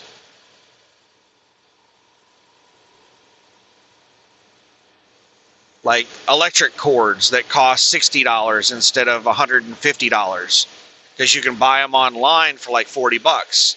Well, I'm still making $20 profit on it, and you're still getting a pretty good deal. You know, milk, I could sell milk for like $4 a gallon and still make profit on the milk. You know, if I'm buying it for like $2.50, $3 a gallon, I'm selling it for $4. I'm still making profit. I'm not selling it for like $8 a gallon, like the truck stops.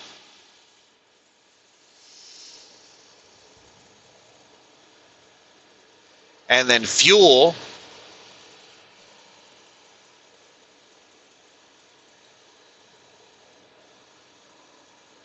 Instead of having to sign up for some fuel reward program or some crap like that, I just sell the fuel at a good price.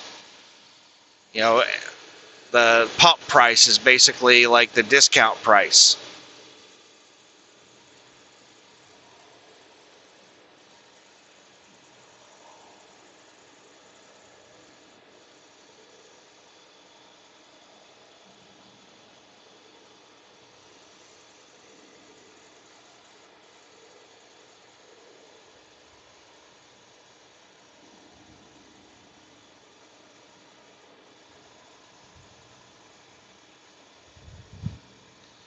3.5 miles.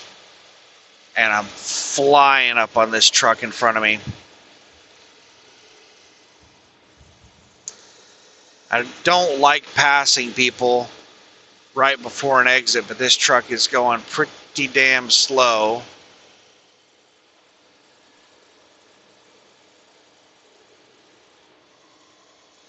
There's a four-wheeler on my ass. Alright, I'm just going to slow down. And I'm going to set behind the 65 truck and let this four-wheeler pass me. This is not a 65 truck. This is a 62 truck. Good Lord, it's only doing 62? 2.5 miles. Alright, we're going to go ahead and pass it.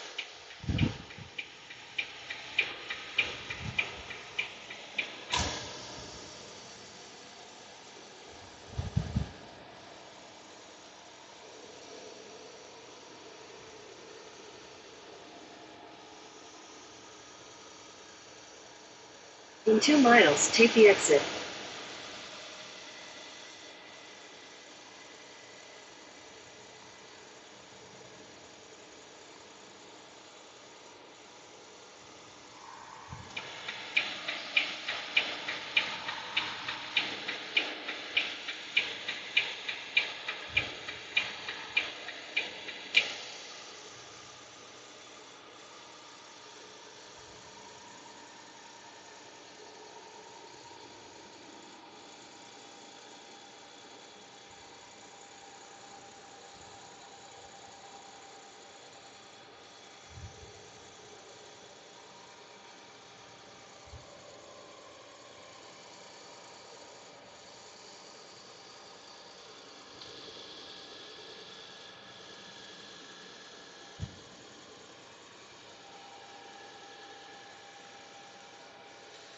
One mile away.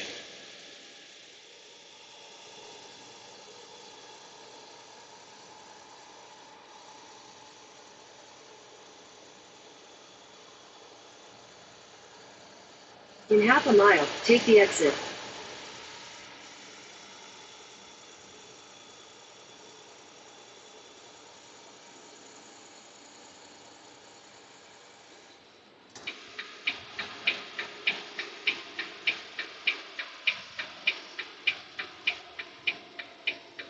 Take the exit, then your destination will be on the right.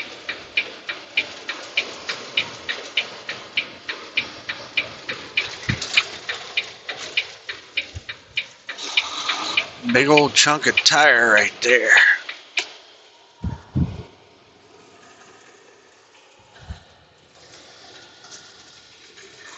Oh shit. We've got creative parkers all over the Your fucking destination place. is on the right. There's somebody just parked right in the middle of the damn roadway there.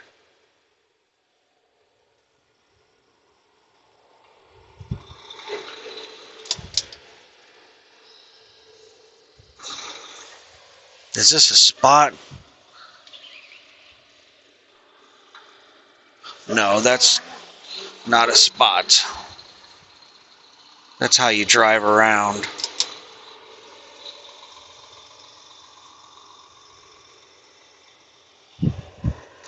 It looks like there might be a spot over here to the right. Yep. Looks like there's a whole bunch of spots. Why is this person just parked in the damn roadway right there? There's a whole bunch of spots a little bit further down. Alright, let me just go in here really, really slow. Trying to watch through my mirrors, make sure I don't hit anything on either side. Great, we got creative parkers on the curb. Tons of open spots. Everybody's just creatively parked all over the fucking place. Just parked in the middle of the damn roadway and shit.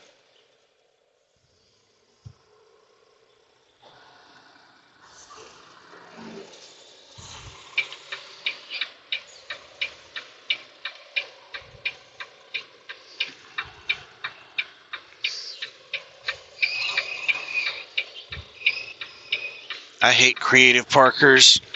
so much.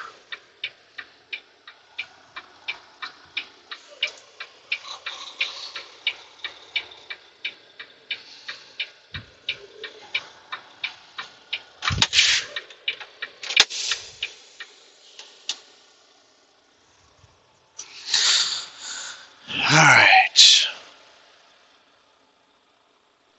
I wanted to park facing this direction anyway, because of the sun.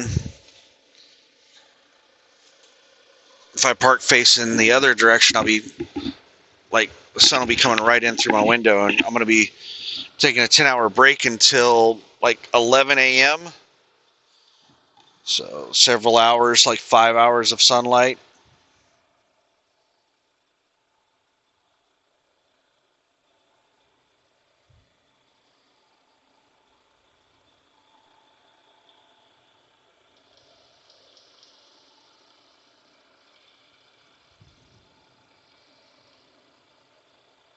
I'm going to go dump my piss jug. Here, I'll let you watch that. I'll turn my headlights on.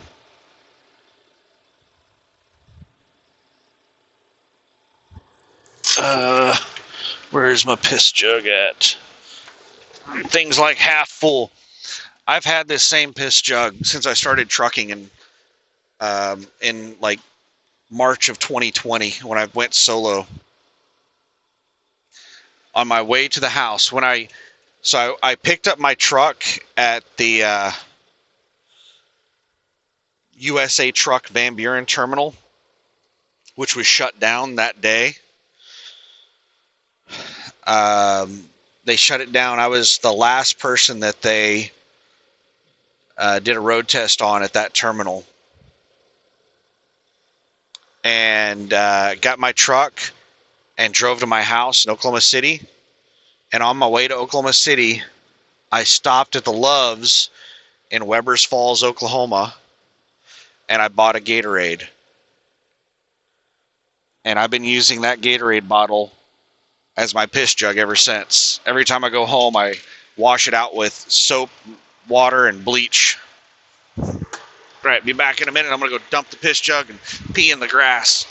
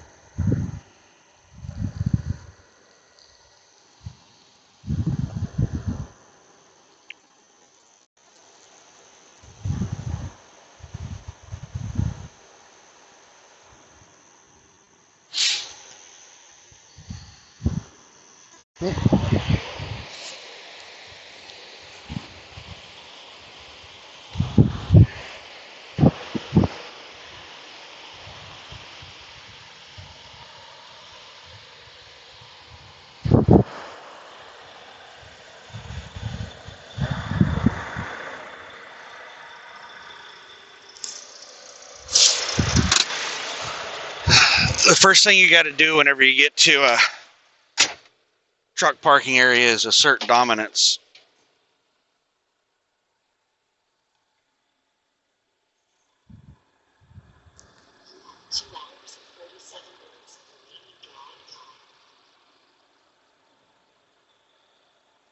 All right, let's get everything certified.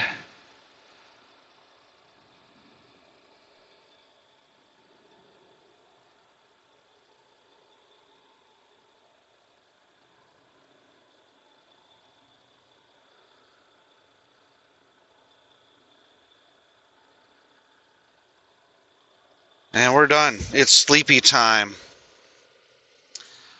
So, all right, have a good one. Good night. All that good stuff. And I'm going to start driving again at 11. and I'll have about 585 miles to go to get down to the area of Centerville or North Bend, Louisiana, something like that. And I'll have to figure out what in the hell the process and procedure is for the carbon plant there.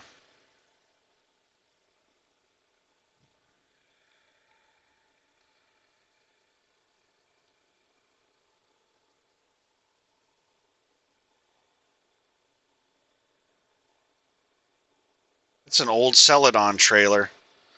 That person that's creatively parked there in the pull-out space.